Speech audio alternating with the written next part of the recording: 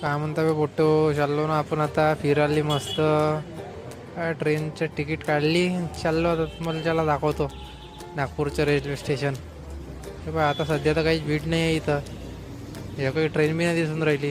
पहा आता बसलो आपण गाडीत, चाललो मस्त फिरायला. येऊन ना फिरून, आपण तर कधी गेलो नाही एवढ्या दूरमध्ये. आयुष्यामध्ये दुसऱ्या वेळेस बसलो आपण रेल्वेमध्ये. म्हटलं चला पाहू कसं मजा येते. तर हे पहा मंदिर भोपाळच्या अगदी पहिलेच लागलं होतं. एक नंबर मंदिर आहे. पण साल्या ब्रिज होता ना मधात, तर काय पूर्ण जमलं नाही. थोडंसं दिसलं पण पाहून घ्या, मस्त आहे. काय म्हणते मग, पहा ना अशी आहे भोपाळ सिटी. रात्री ले दिसते अशी. आणि किती मोठ्या मोठ्या बिल्डिंग आहे बे. असं वाटत होतं कसं आलं लहानसं जेवण बाप. नाही आपलं नागपूरसारखंच आहे मोठं जात. हां भोपाळ बे भाऊ, भोपाळ पाहणं कशा बिल्डिंगी आहे. हां चला तुम्हाला अजून समोरचा व्ह्यू दाखवतो काही.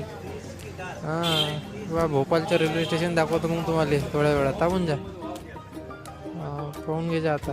आत्ता दिसून तुम्हाला भोपाळचे रेल्वे स्टेशन आहे. पहा आहे का.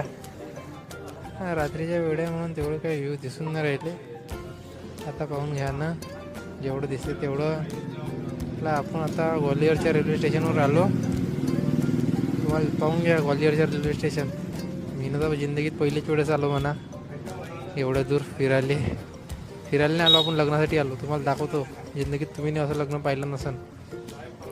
मी पहिल्याच वेळेस आलो अशा लग्नात.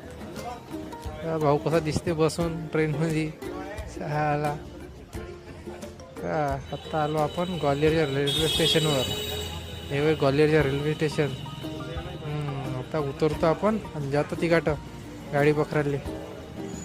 हे पाहून घ्या ग्वालियरच्या रेल्वे स्टेशन. चला आता भेटतो आता उद्या मिनी ब्लॉगमध्ये. बाय. काही